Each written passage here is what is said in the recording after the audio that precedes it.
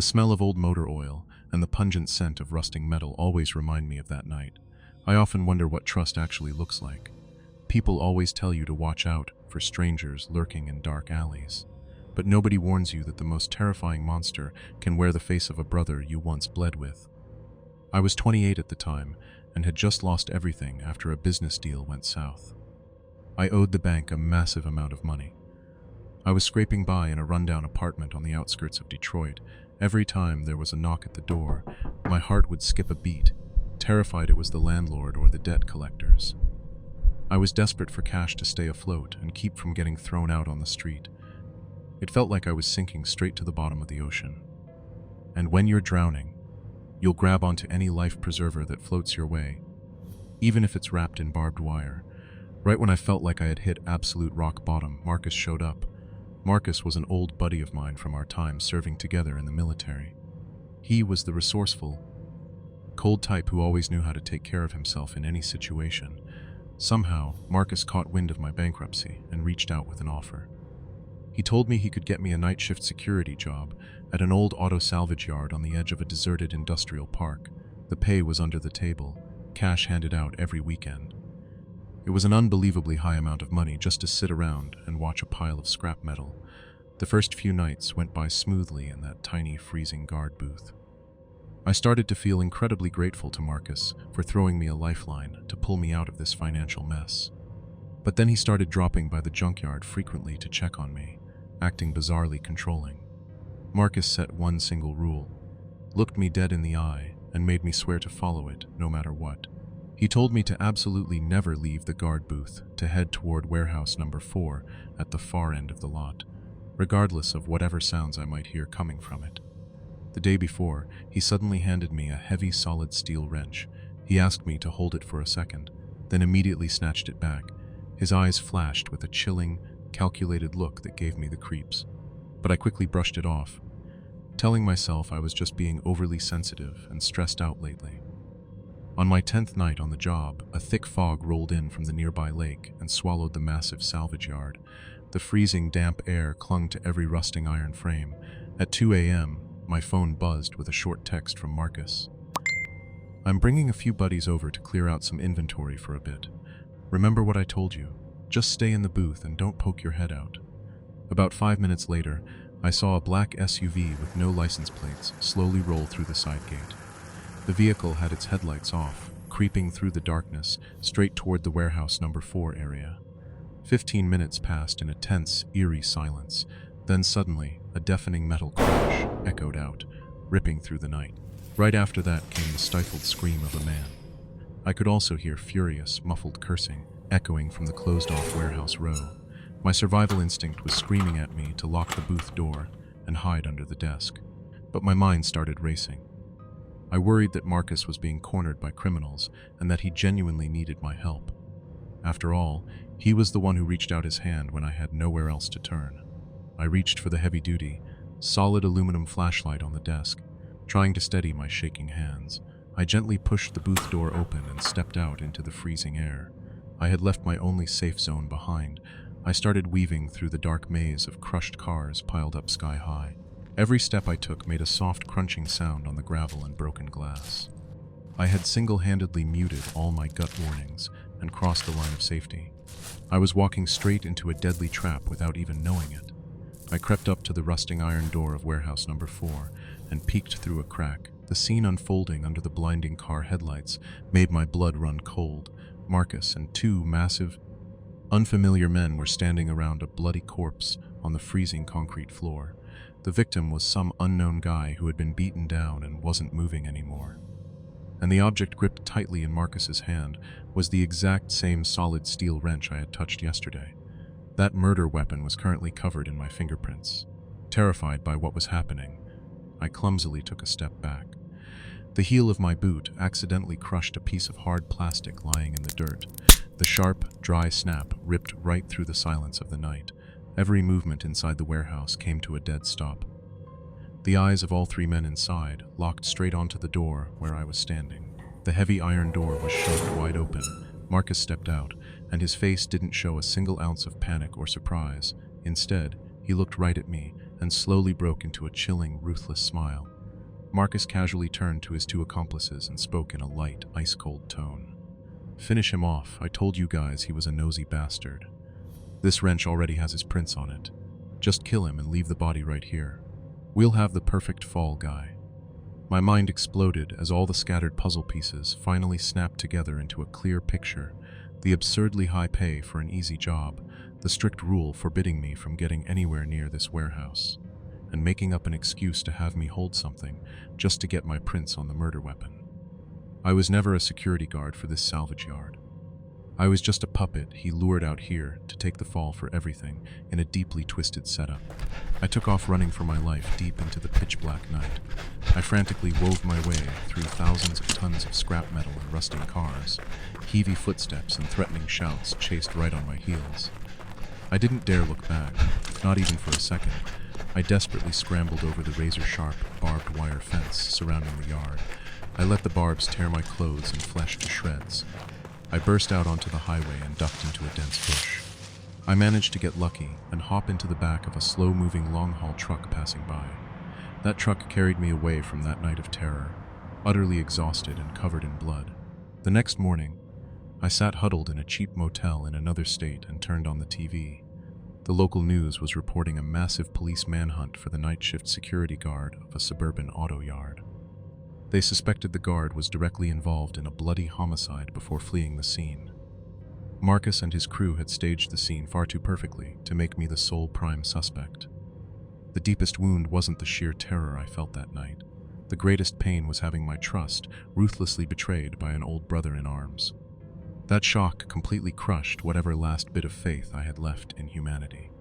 I was forced to give up my dream of going back to school and throw away my entire old life. I am currently living and hiding under a fake name in a strange, nowhere town. Every night when I close my eyes, I still clearly see Marcus's cruel smile looming in the darkness. The lesson I learned cost me a peaceful life and my freedom. The most terrifying betrayal doesn't come from unknown enemies. It comes from the person who knows exactly how desperate you are and uses a familiar face to push you off the ledge. Never entrust your life to anyone just because they wear the label of a brother. And if your gut tells you that you are walking into a death trap, turn around immediately.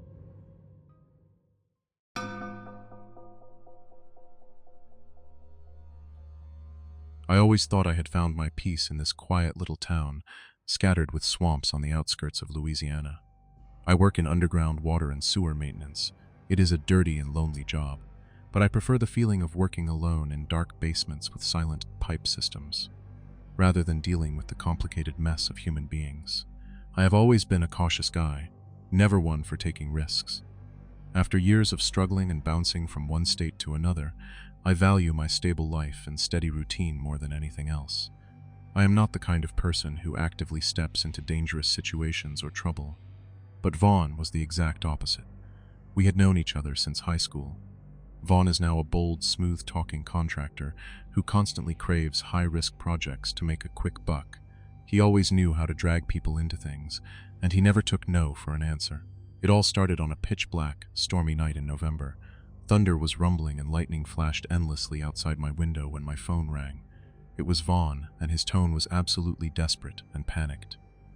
"Listen to me, man. I am in big trouble and I need your help tonight."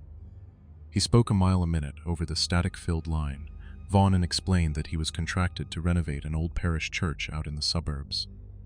The massive storm had caused severe flooding in the basement. He said there was a massive industrial water pump down there that needed to be fired up immediately, but the electrical system was jammed. "If we do not pump that water out tonight, the church foundation is going to collapse. I will lose this massive contract and my career is basically over." He begged me over the phone. At first, I flat out refused. The weather out there was garbage, the roads were pure mud, and that parish area was notoriously desolate, miles away from any residential area. I told him to call the town emergency services, but Vaughn kept playing the loyalty card, leaning on our years of friendship. He brought up all the times he had helped me out in the past. "Come on, man, it will only take an hour, and I will cut you a massive slice of the paycheck, enough for you to take a whole month off." The pressure from an old friend's desperate pleas finally made me crack. The fear of being the jerk who abandoned a buddy in his time of need overpowered my better judgment. I sighed and reluctantly agreed. All right, text me the address. I hung up and grabbed my heavy steel toolbox. As I walked out to my pickup truck in the pouring rain, a weird, unsettling feeling crawled into the pit of my stomach. It was a vague sense of dread that I never should have ignored. My truck rolled through the muddy trails, pushing deep into the pitch-black swamp without a single streetlight in sight. The wipers worked at full speed but could not clear the torrential rain battering the windshield. When I arrived at St. Jude Parish, the scene completely mismatched my expectations of an active construction site. Instead of scaffolding or floodlights, the place looked like a ruin abandoned for decades. The massive building was cloaked in darkness, its bricks covered in moss, and a pungent stench of mud hit my cab the second I cracked the window. Vaughn's truck was already parked in the empty dirt lot out front. It was eerily quiet, save for the deafening thunder ripping across the sky. The basement doors were wide open, flooded with filthy water, with only a single yellow industrial cable running down into the pitch-black void below. Vaughn emerged from his truck, pulling up the collar of his raincoat as he walked over to me. His face was casual and bizarrely relaxed, completely contradicting the panicked, begging tone he had just used on the phone. "You are right on time." He patted my shoulder with a faint smile. "Get down there and check that damn machine before the water rises past our knees." I grabbed my heavy toolbox, shined my flashlight, and followed Vaughn down the slippery stone steps. The water in the basement was already past my ankles and freezing cold. The deeper we went, the worse and more nauseating the smell became. It was not just the usual musty, rotting stench of a flooded basement. It was the metallic smell of old rust, mixed with a sickeningly sweet, putrid odor like spoiled meat left in a broken fridge. I swept my flashlight across the massive space. The place was completely empty, showing absolutely no signs of any construction crew having worked here. There was only a giant piece of machinery sitting in the middle of the room, carefully covered by black plastic tarps. It did not look anything like the industrial centrifugal water pumps I was familiar with. On the surface of the stagnant, muddy water, my flashlight occasionally reflected strange, pale pink foam floating around. "Where does the discharge pipe for this thing lead?" I turned to ask Vaughn, trying to suppress the nausea rising in my throat. "And why does it smell like a slaughterhouse down here?" Vaughn just mumbled and dodged the question, his eyes darting around instead of looking at me. "Probably just dead rats or garbage washing in from the swamp. Just flip the breaker, pull the tarp off, and check the rotor. Get it done fast so we can go grab a beer." His demeanor was incredibly restless as he kept his hands shoved deep into his raincoat pockets, standing a good distance away with no intention of getting near the machine. A cold chill started running down my spine. The intuition of a veteran maintenance worker was screaming in my head that something was horribly wrong down in this basement. But I clicked my tongue and stepped forward anyway, foolishly clinging to the trust I had for my old friend. I waded through the water and approached the massive machine sitting in the middle of the dark space. My hand grabbed the edge of the black plastic tarp and yanked it down. The flashlight beam swept across the metal casing, and my feet suddenly felt glued to the mud. This was absolutely not an industrial centrifugal pump like Vaughn had claimed. It was a massive industrial shredder and scrap grinder, complete with razor-sharp interlocking steel gears. I shivered as I shined the light on the soaking wet brick wall right behind the machine.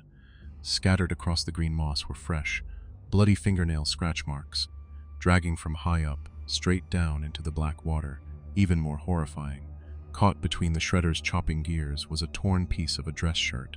A waterlogged men's leather shoe was floating sluggishly right at my feet. My gut instinct told me to shine the light into a dim alcove next to the machine's electrical box. A hard hat was lying upside down on a small concrete ledge that hadn't flooded yet. Inside the helmet, streaks of blood that hadn't fully dried had been used to frantically scribble a message. The message was just one single word: "Trap." The writing was shaky and broken, as if the previous victim had used their very last ounce of strength to leave a warning. All of this information slammed into my brain at once. Tonight was not an accidental flood. This was a bloody disposal site that had been planned out in advance. My suspicion instantly morphed into pure, unadulterated panic. I knew I had to get out of this place immediately before whoever was behind this machine came back. "Vaughn, run! Someone's been killed down here." I screamed at the top of my lungs and spun around toward the stone stairs. But Vaughn was no longer standing where he had been. A spine-chilling screech echoed as the heavy iron door at the top of the stairs was violently shoved. A deafening metallic slam echoed through the basement as the door slammed shut. Right after that came the clanking sound of a heavy chain being wrapped tightly around the outside lock. I frantically dropped my toolbox, sprinted up the slippery steps, and pounded both hands against the rusted door. I screamed Vaughn's name until my voice went hoarse, hoping he was just terrified and acting on some twisted instinct of self-preservation. But through the narrow crack in the iron door, illuminated by the faint lightning from outside, I clearly saw Vaughn's work boots. He was standing perfectly still, the toes of his boots pointing straight at the door. He didn't say a single word, showed no sign of terror or confusion. There was only a chilling, apathetic silence, answering my desperate screams. He had locked the door from the outside, completely cutting off my only escape route to the surface. The brutal truth hit me like a bucket of ice water to the face. My trust in my old friend shattered in that exact second. Vaughn knew about everything. The church renovation story was just a perfect lie to lure me down into this deep hole. This flooded basement wasn't a forgotten construction site. It was a death trap, and Vaughn was the one who had smiled as he led me right into it. From the darkest corner of the basement, behind the moss-covered stone pillars, the heavy splashing of footsteps echoed through the water. Two massive guys in mud-caked black raincoats stepped out of the shadows. They were gripping heavy, solid steel crowbars. They didn't look anything like regular construction workers on a renovation job. Their dead, cold eyes belonged to men who were used to violence. Local gang enforcers sent down here to clean up a mess. One of them let out a dark, twisted smirk, stepped forward, and slammed the main breaker on the wall. The massive shredder shuddered and roared to life instantly. The deafening screech of grinding metal completely drowned out the roaring thunder outside. The gigantic gears began chewing into each other, creating a terrifying suction that sprayed white foam everywhere. They fanned out, flanking me as they slowly closed the distance. They backed me into a corner, forcing me step by step right up to the hungry mouth of the machine. I had absolutely nowhere to run, with nothing behind me but a slippery brick wall and a roaring death machine. In the midst of sheer panic, my most primal survival instinct kicked in. I frantically stepped back and ripped a solid steel pipe wrench straight out of my toolbox. I gripped it tight with both hands, cold sweat mixing with the rainwater, bracing myself for a fight I couldn't win. Over the deafening roar of the shredder, the lead guy screamed to mock me. The cops are sniffing around the stench, and they're about to raid this church. We need to clean up this trash-filled scene right now. But figuring out how to scrub the blood and leftover chunks out of this basement was a real headache. He let out a barbaric laugh, slowly raising his crowbar as he revealed the horrific truth.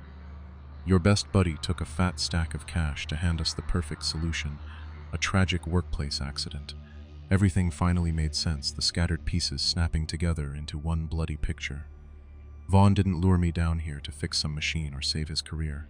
He brought me here to be the sacrificial lamb. They were going to bash my skull in and throw me into the shredder.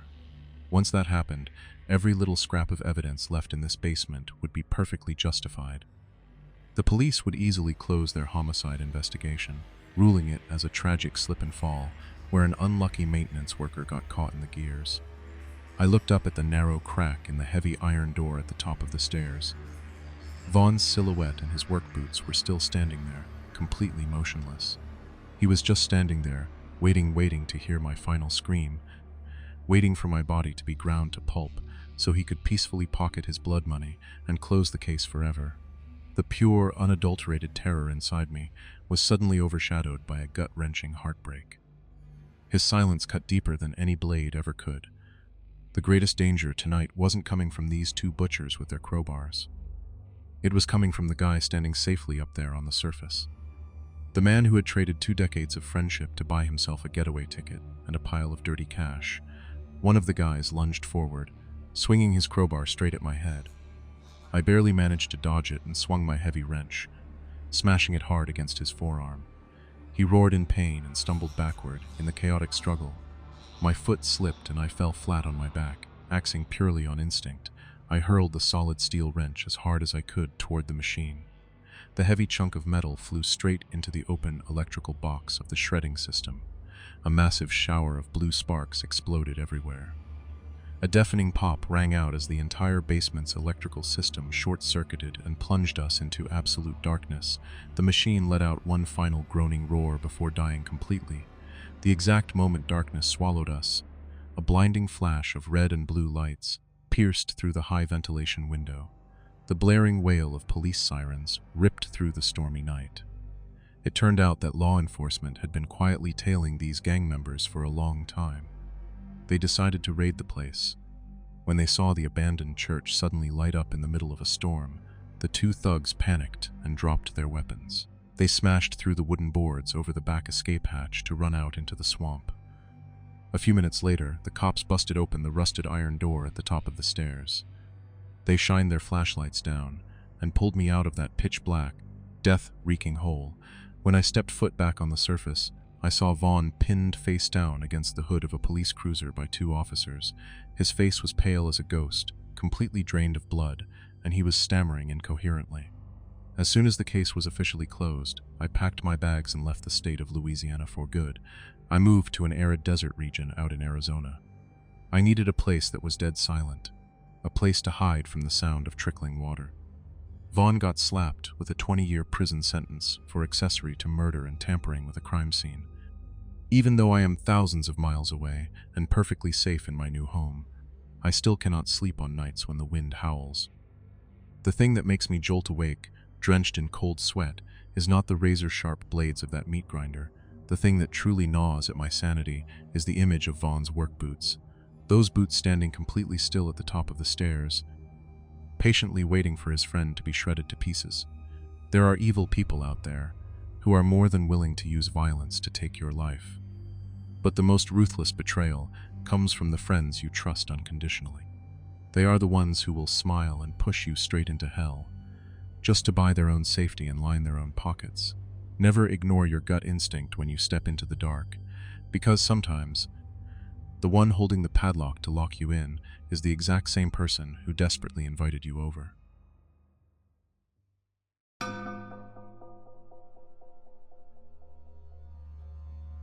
This is a completely true story of something I actually lived through, a nightmare that I thought had been put to rest forever. High school has a way of magnifying who you are. If you're confident, it turns you into a star. If you're awkward, it traps you in shadows.